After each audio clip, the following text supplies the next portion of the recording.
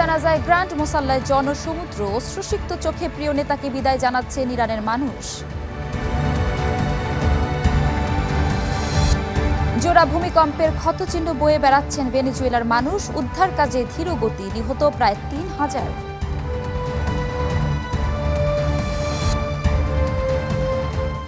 আমন্ত্রণ world news টুডেতে, সাথে আছি ইপসিতা জামান। ইরান ও যুক্তরাষ্ট্রের যৌথ হামলায় নিহত আয়াতুল্লাহ আলী খামেনি ও তার পরিবারের সদস্যদের প্রথম জানাজা অনুষ্ঠিত হয়েছে। তেহরানের গ্র্যান্ড মোসাল্লা প্রাঙ্গণে জানাজা ও দোয়ায় অংশ নেয় কোটি ইরানি, কিন্তু দেখা যায়নি নতুন সর্বোচ্চ নেতা মুস্তাবা খামেনিকে। ছিলেন অন্য ৩ ভাই। ৫ শহরে ৬ দিনের শোক অনুষ্ঠানের পর আগামী ৯ জুলাই মাসহাদে দাফন করা হবে আলী খামেনিকে।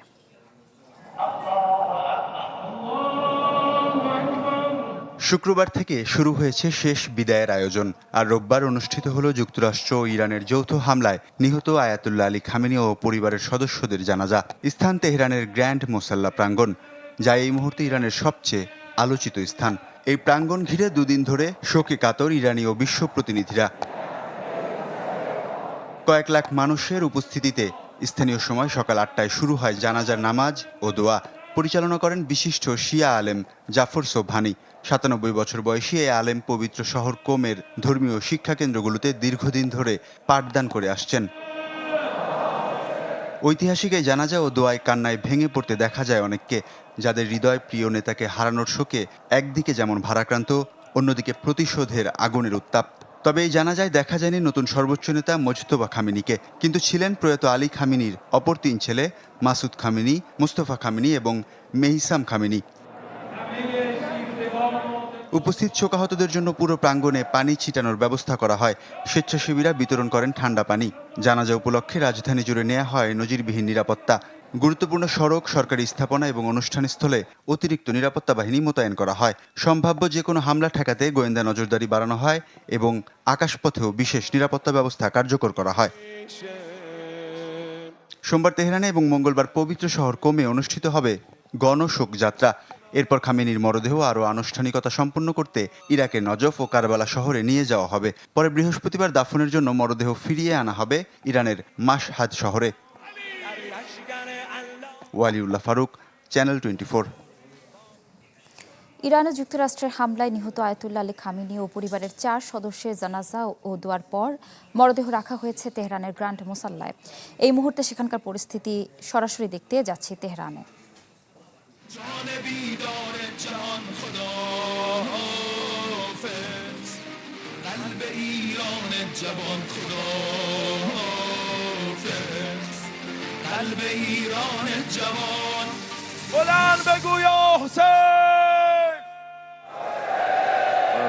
مرتضی بخاری عزیزم این لحظه های گره خورده با آیین بدرقه و ودا با پیکر مطهر رهبر شهیدمان و خانواده شهید ایشان رو گره میزنیم با فریاد استکبار ستیزیمون.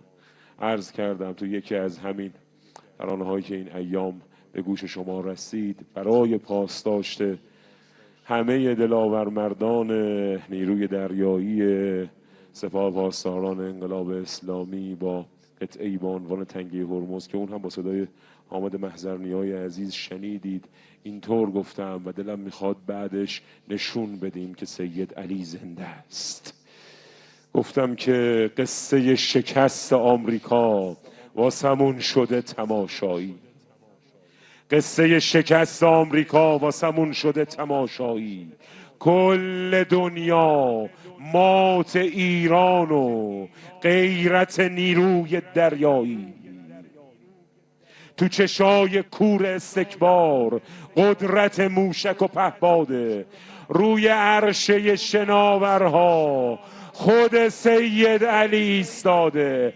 همه با هم طوفانی این بند سرشار از اقتدار رو با هم زمزمه می کنیم، بلند و یک صدا فریاد میزنیم: خامنه ای زنده است، ایران پاینده.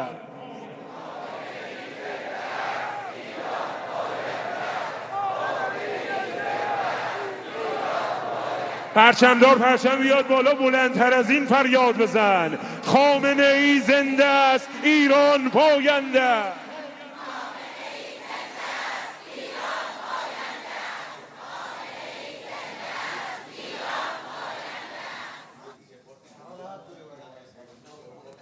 দর্শক, আয়াতুল্লাহ আলী খামেনি ও পরিবারের সদস্যদের জানাজা ও দোয়ার পর মরদেহ রাখা হয়েছে তেহরানের গ্র্যান্ড মোসাল্লায়। আমরা সরাসরি তেহরান থেকে দেখছিলাম সেখানকার পরিস্থিতি। এবার চলে যাচ্ছি পরবর্তী সংবাদে। আগামী 11 জুলাই পাকিস্তানে যুক্তরাষ্ট্র ইরানের নতুন দফা আলোচনা অনুষ্ঠিত হবে। মধ্যপ্রাচ্যের সংবাদ মাধ্যম আল আরাবিয়া এই তথ্য জানিয়েছে। নাম প্রকাশে অনিচ্ছুক সূত্রের বরাতে আল আরাবিয়া জানিয়েছে, আসন্ন আলোচনা ইরানের উপর যুক্তরাষ্ট্রের নিষেধাজ্ঞা, জব্দ সম্পদ এবং পারমাণবিক কর্মসূচি প্রধান আলোচ্য বিষয় হবে। এতে আরও বলা হয়, প্রয়াত সর্বোচ্চ নেতা আলী খামেনির শেষকৃত্য সম্পন্ন হওয়ার পর ইরানি প্রতিনিধি দলের অংশগ্রহণের স্তর বা নেতৃত্বের বিষয়ে সিদ্ধান্ত নেওয়া হবে। সুইজারল্যান্ডে গেল 22 জুন কারিগরি পর্যায়ের আলোচনায় বসেছিল ইরান ও যুক্তরাষ্ট্র।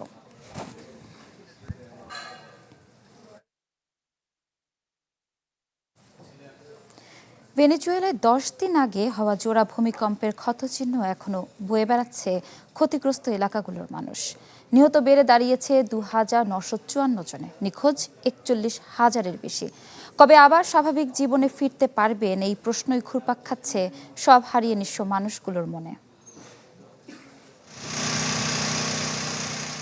ভয়াবহ ভূমিকম্পের 10 দিন পরও স্বাভাবিক জীবনে ফিরতে পারেননি ভেনেজুয়েলার মানুষ।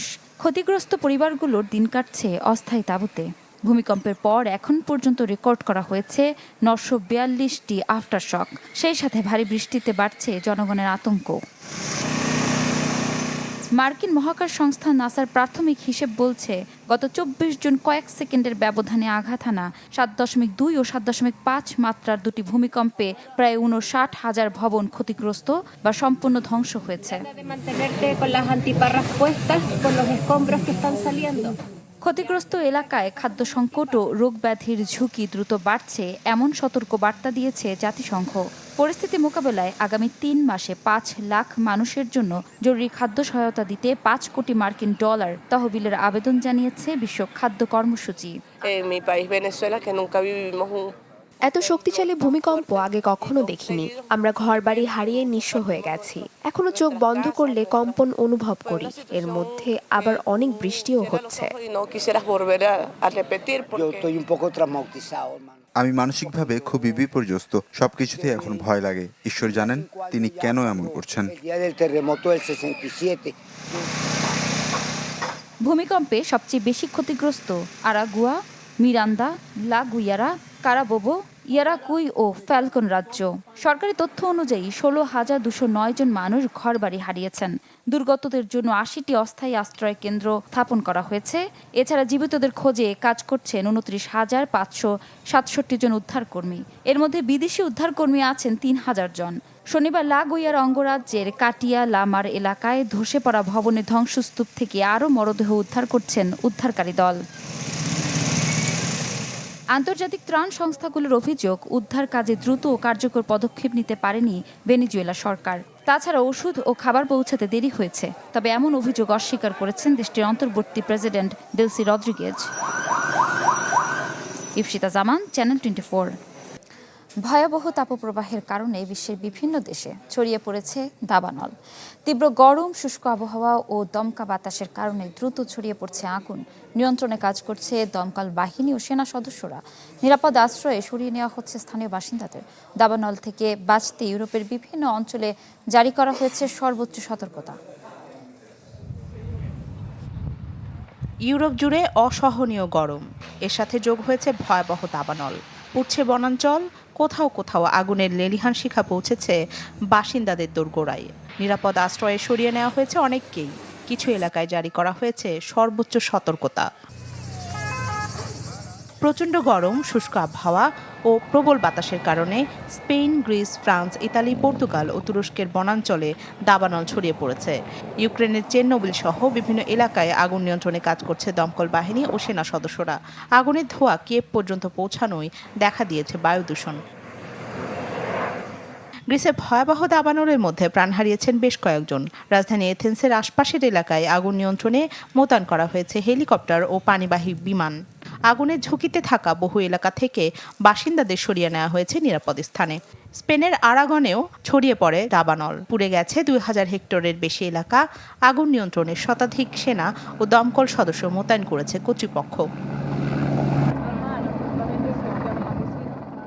ইতালি ও পর্তুগালে দাবানলের উচ্চ ঝুঁকির কারণে সতর্কতা জারি করেছে কর্তৃপক্ষ। কিছু এলাকায় সড়ক যোগাযোগ ব্যাহত হওয়ায় স্থানীয় বাসিন্দাদের পাশাপাশি পর্যটকদের নিরাপদ স্থানে সরিয়ে নেওয়া হয়েছে। বিশেষজ্ঞরা বলছেন, জলবায়ু পরিবর্তনের প্রভাবে ইউরোপের তাপপ্রবাহ আরও তীব্র ও দীর্ঘস্থায়ী হচ্ছে। এর ফলে দাবানলের ঝুঁকিও বাড়ছে। আগামী কয়েকদিন উচ্চ তাপমাত্রা অব্যাহত থাকলে পরিস্থিতির অবনতির আশঙ্কা করছেন তারা। রাখি জেসমিন, চ্যানেল 24। ইউরোপের তীব্র তাপপ্রবাহের আরও খবর জানাতে স্পেনের মাদ্রিদ থেকে যুক্ত হচ্ছেন সহকর্মী তৌফিকুর রহমান। তৌফিক, সেখানকার আবহাওয়ার বর্তমান পরিস্থিতি জানাবেন। কতজন নিহত হয়েছে এ পর্যন্ত এবং সরকার কি পদক্ষেপ গ্রহণ করেছে? ধন্যবাদ আপনাকে। আপনি জানেন যে ইউরোপের এই যে তীব্র তাপমাত্রার প্রভাব সবচেয়ে বেশি পড়েছে কিন্তু স্পেনে আজকে যদি বলি যে আজকে তাপমাত্রা কিন্তু 42 ডিগ্রি তাপমাত্রা রয়েছে মাদ্রিদ সহ আরো অনেকগুলো শহরে। বিশেষ করে আমি যদি বলি যে কাতালোনিয়া, গালিসিয়া অঞ্চলগুলোতে, আন্দালুসিয়া, এক্সট্রেমাদুরা অঞ্চলে কিন্তু অতি তীব্র গরমে কিন্তু জনজীবন কিন্তু অতিষ্ঠ হয়ে পড়েছে।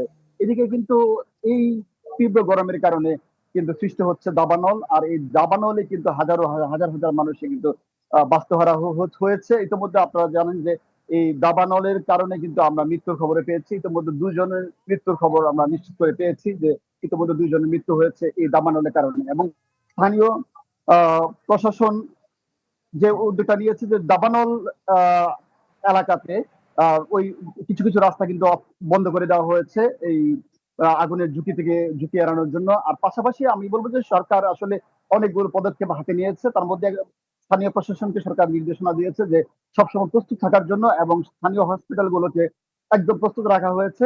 এবং আপনি জানেন যে এই তীব্র গরমের কারণে কিন্তু বেশি বিপদে আছে হচ্ছে বয়স্ক, বৃদ্ধ, শিশু, গর্ভবতী নারী এবং দীর্ঘমেয়াদী রোগে আক্রান্ত ব্যক্তিরা। এই হসপিটালগুলোতে খবর নিয়ে জানা গেছে যে সবচেয়ে বেশি হিট স্ট্রোক এবং পানি শূন্যতা আক্রান্ত রোগীর সংখ্যা কিন্তু হসপিটালগুলোতে আরো বাড়ছে, তীব্র থেকে তীব্রতর হচ্ছে এই সমস্যাগুলো। সরকার এগুলো মোকাবেলা করার জন্য আসলে দেশের প্রায় 9টি অঞ্চলে উচ্চ সতর্কতা জারি করেছে কিন্তু ইতিমধ্যে।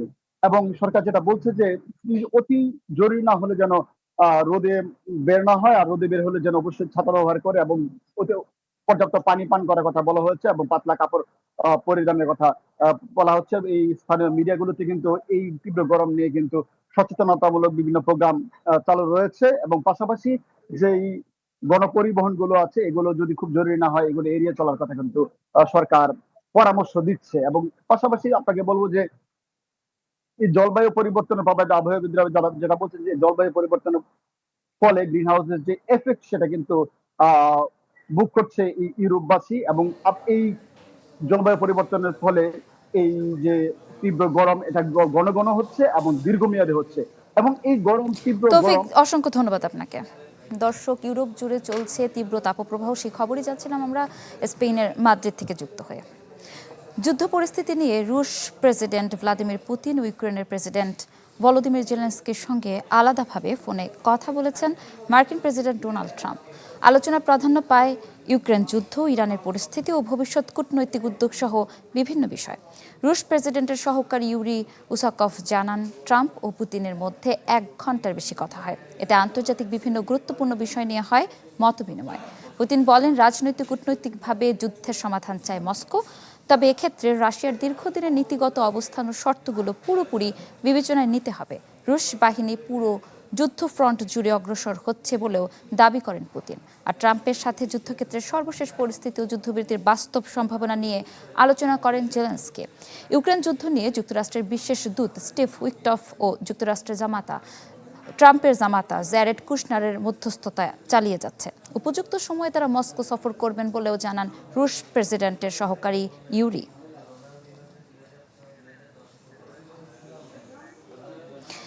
ইউক্রেন যুদ্ধের সর্বশেষ তথ্য জানাতে আমাদের সাথে রাশিয়া থেকে যুক্ত হচ্ছেন সহকর্মী তারেক মাহমুদ। তারেক, ইউক্রেন রাশিয়ার যুদ্ধ কোন দিকে যাচ্ছে এবং আসলে স্থায়ী সমাধান সম্ভব কিনা আমাদের বিস্তারিত জানাবেন।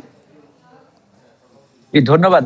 সর্বশেষ যে রাশিয়ার প্রতিরক্ষা মন্ত্রণালয়ের একটি বিবৃতিতে জানানো হয়েছে যে রাশিয়া ইউক্রেনের সীমান্তবর্তী যে দনবাস অঞ্চলটি রয়েছে সেখানকার একটি গুরুত্বপূর্ণ শহর কনস্টান্টিনোপল রাশিয়া নিয়ন্ত্রণ নিয়েছেন। তারা একটি ভিডিও প্রকাশ করেছেন। এর মধ্যে এই ভিডিওটিতে দেখা যাচ্ছে যে রাশিয়ার বিভিন্ন বাহিনী স্থল এবং ড্রোন এবং আর্টিলারির সমন্বয়ে তারা বিভিন্ন অঞ্চলে হামলা চালাচ্ছেন এবং রাশিয়ার পক্ষ থেকে দাবি করা হয়েছে যে ইউক্রেনীয় সেনা ফ্রন্টলাইনের সেনাদের জন্য রসদ সরবরাহ এবং তাদের সেনা সরবরাহের একটি গুরুত্বপূর্ণ পাইপলাইন হচ্ছে এই শহরটি।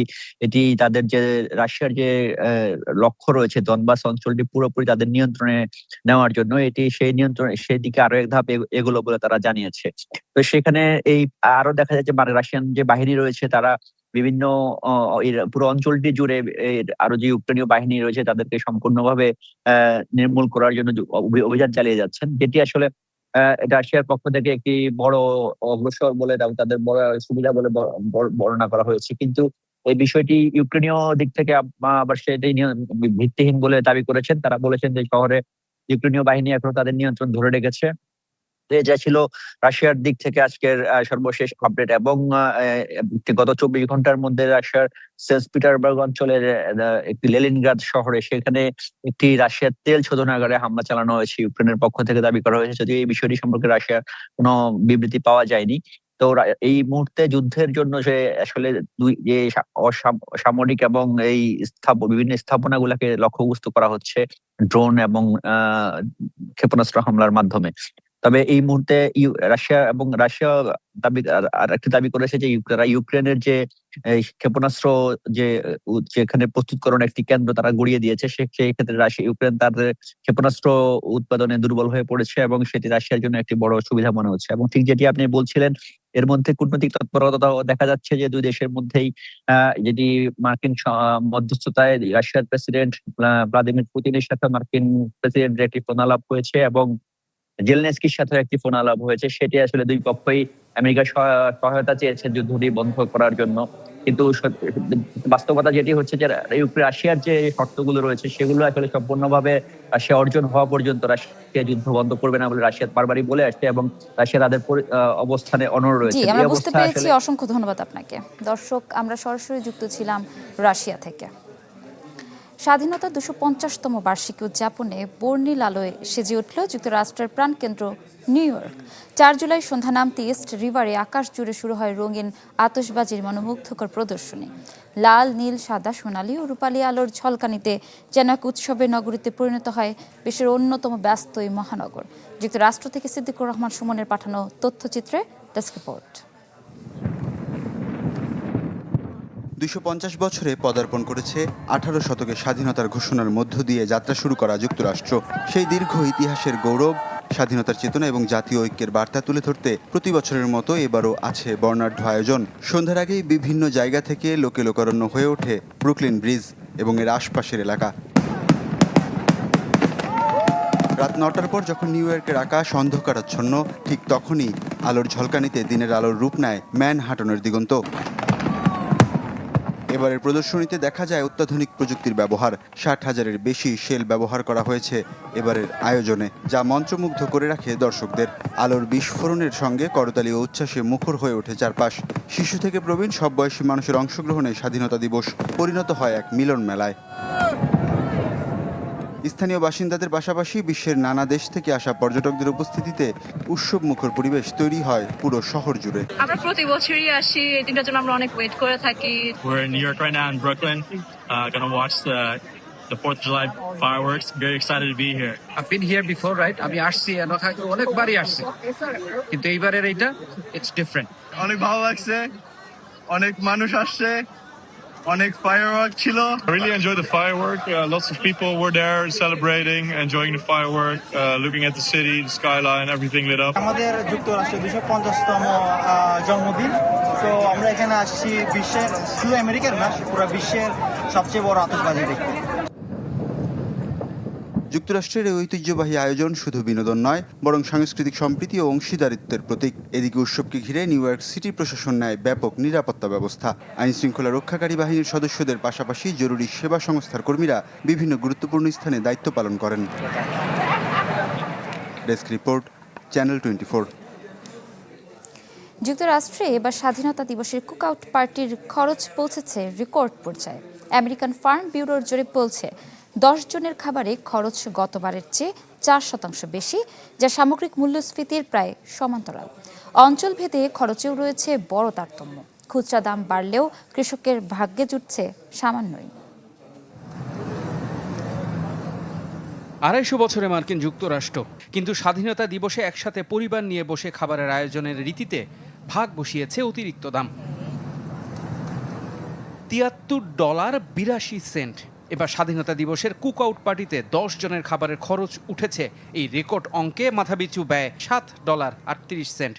আমেরিকান ফার্ম ব্যুরো ফেডারেশনের হিসেবে বছর ব্যবধানে খরচ বেড়েছে 4% বেশি, যা 2016 সালের জরিপ শুরু হওয়ার পর সর্বোচ্চ। তবে এই বৃদ্ধি সামগ্রিক মূল্যস্ফীতির প্রায় সমান্তরাল। মে পর্যন্ত 12 মাসে যুক্তরাষ্ট্রের মূল্যস্ফীতি 4.2, খাদ্যপণ্যে 3.1। মূল্যস্ফীতি সমন্বয় করলে এবারের খরচ গতবারের প্রায় সমান এবং 2022 সালের চেয়েও কম।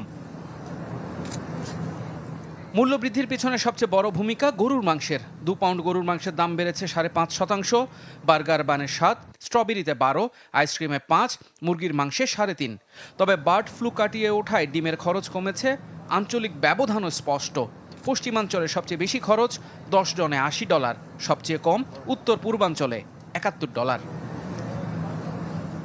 খুচরা বাজারে দাম বাড়লেও কৃষকের হাতে যায় খাদ্য মূল্যের মাত্র 6%।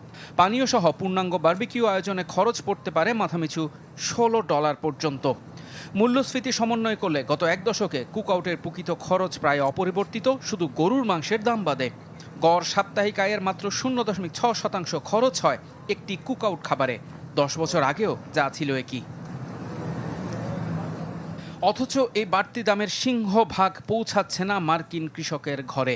মূল্যস্ফীতি ধীরে থিতু হলেও আগামী দিনেও হিসেব কষেই সাজাতে হবে আমেরিকান পারিবারিক উৎসবের টেবিল। ইফতেখার আলম, চ্যানেল 24। এই ছিল আজকের ওয়ার্ল্ড নিউজ টুডেতে। বিশ্বের গুরুত্বপূর্ণ সব সংবাদ বিশ্লেষণ জানতে একই সময় চোখ রাখুন চ্যানেল 24 এর পর্দায়। এছাড়াও দেখতে পারেন আমাদের ফেসবুক এবং ইউটিউবে। এতক্ষণ সাথে থাকার জন্য ধন্যবাদ সবাইকে।